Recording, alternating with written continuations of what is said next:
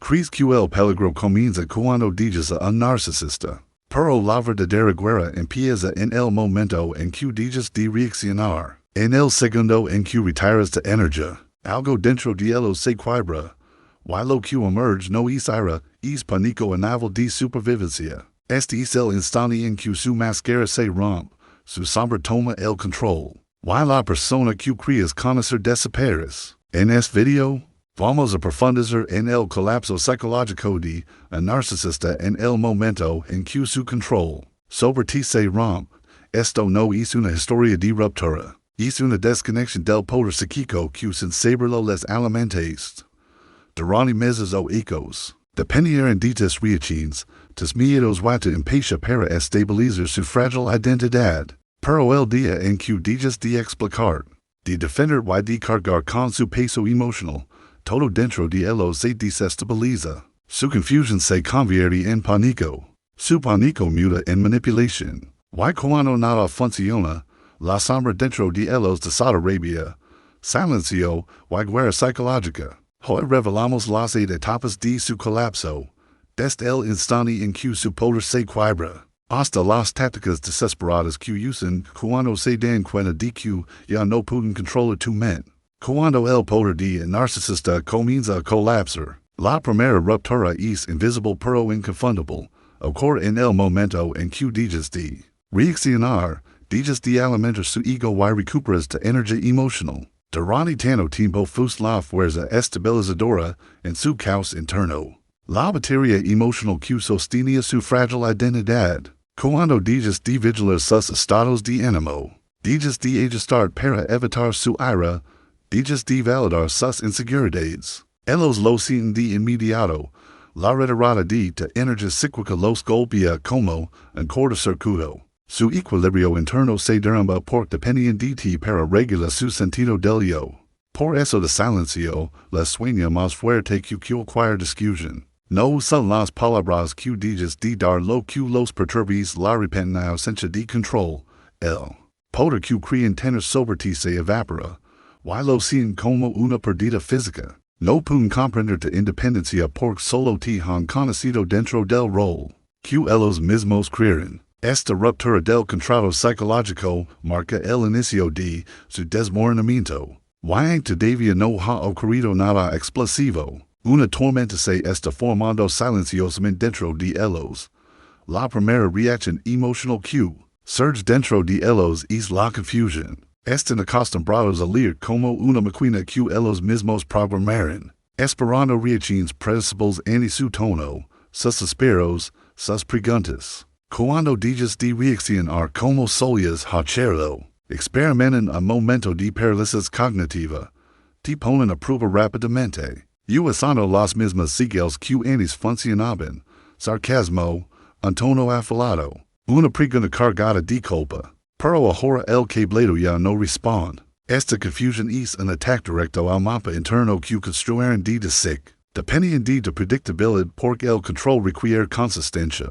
Cuando eliges la neutralidad, ya no pueden ubicar donde están parados, ya no eres emocionalmente accesible, ya no eres una extensión de ellos, ya no operas dentro de los límites que ellos definieron. Este instante de confusión amenaza su identidad. No pueden tolerar un mundo donde actúas de forma independiente por contradecir la fantasía de que les perteneces. Esta confusión no es libre.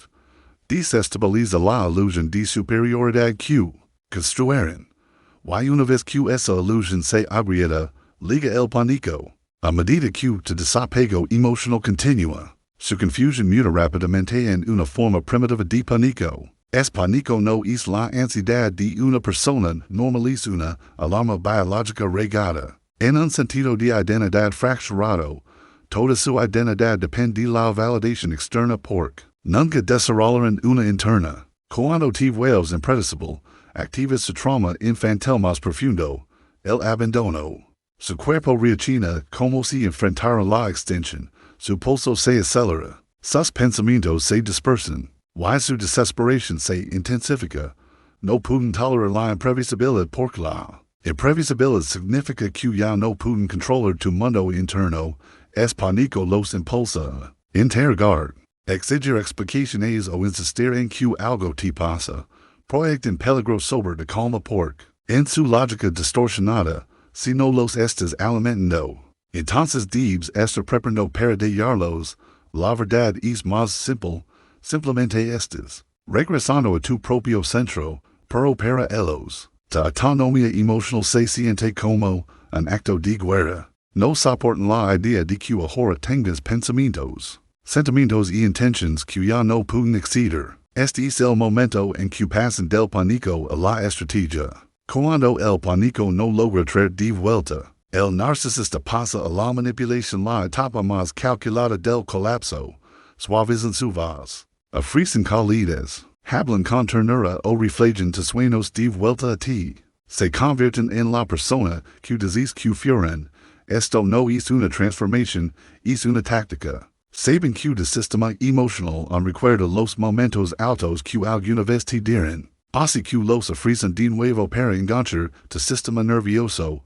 Su amabilidad es un arma disfrazada de afecto. Prometen cambiar, ofrecen disculpas y pintan visions de un futuro que alguna vez angelaste. Pueden asumir repentinamente pequeñas responsabilidades o comportarse con gentileza. Para confundir tu radar emocional, se apoyan en generar disonancia cognitiva dentro de ti hacer. Duda de si el abuso fue realmente tan grave.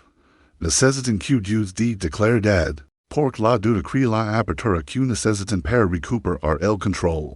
Pero su amabilidad aparece solo cuando su poder está amenazado. Y si prestas atención, su sincronización artificial revela la estrategia. Cuando la manipulación falla en suavizarte, su máscara se desliza, y algo más oscuro emerge desde el fondo. Con el fracaso de la manipulación, la sombra del narcisista toma el control. La rabia se convierte en su siguiente arma, estalando en una agresión explosiva o en la brutalidad fría del silencio. Esta rabia no es un enojo normal que busca resolución, es un ataque primitivo deseado para dominar. Su voz puede elevarse, su rostro puede torcerse. Sus acusaciones pueden volver salvajes y incoherentes. Lanza proyecciones, retorce palabras y reescribe la historia de formas que te dejan aturdido. Es caos es intentional, quieren abrumar tu sistema nervioso. Empujar al modo de supervivencia donde es más fácil de controlar. Si la rabia explosiva no te rompe, a menudo cambian a la rabia fría, una desconexión emocional que comunica un mensaje doloroso. No, es nada. El silencio es una forma de inanición psicológica. Activa el miedo más primitivo de la psique humana. El miedo es cerborado. Su objetivo es obligar a romper el silencio para recuperar su dominio emocional. Ya si caliente o fría, su rabia es la patalidad de un ego amenazado, no un reflejo de valor. Y cuando esta rabia ya no te controla, su desesperación se vuelve a más intensa. Te calma durante su rabia, los aterrorizan más que cualquier otra cosa. Cuando ya no gritas, number te explicas ni te derrumbes, el narcisista comprende que su arma más poderosa está fallando. Esto los empuja a un estilo de extensión, una intensa escalada de todos los comportamientos manipuladores y agresivos que tienen. Pueden alternar rápidamente entre amenazas, culpa, seducción, lástima y acusaciones. Pueden rastrear tus emociones, vigilar tus reacciones o intentar provocar de forma indirecta. Probar límites en cosas pequeñas y grandes. Buscando la grita que todavía responda a su influencia, esta escalada es el último empujón. Desesperado de un sistema que colapsa sobre sí mismo. No están luchando contra ti. Están luchando contra la realidad de que ya no estás bajo su control psicológico. Este estilo de extensión suele ser la etapa más caótica, pero también la más reveladora. Te muestra cuán dependientes eran de energía emocional. Y en medio de este caos, surge una verdad más profunda.